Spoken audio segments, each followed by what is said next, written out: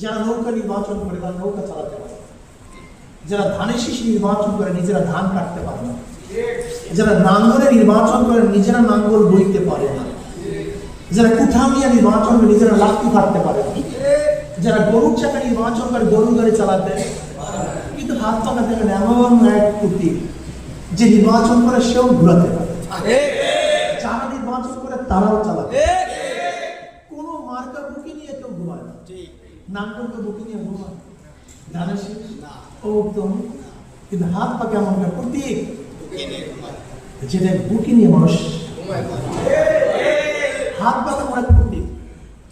এটা মুসলমানরাও চালাতে পারে, হিন্দুরাও চালাতে পারে, পুরুষরাও চালাতে পারে, মেয়েরাও চালাতে পারে, বড়রাও চালাতে পারে, ছোটরাও চালাতে পারে।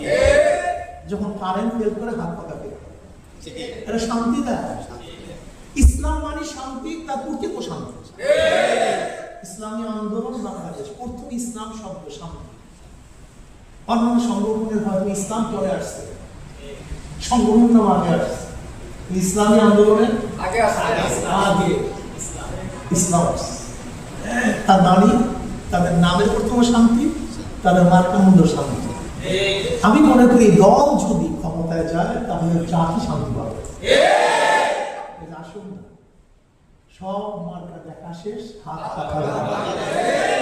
বহু দল দেখেছেন, নীতি দেখেছেন, আদর্শ দেখেছেন, বহু ব্যক্তিকে দেখেছেন। এবার মদিনার সাথে যাদের মিল আছে, মদিনাওয়ালার সাথে যাদের মিল আছে, এরকম নেতাদেরকে নেতৃত্বে বসানো। মদিনাওয়ালার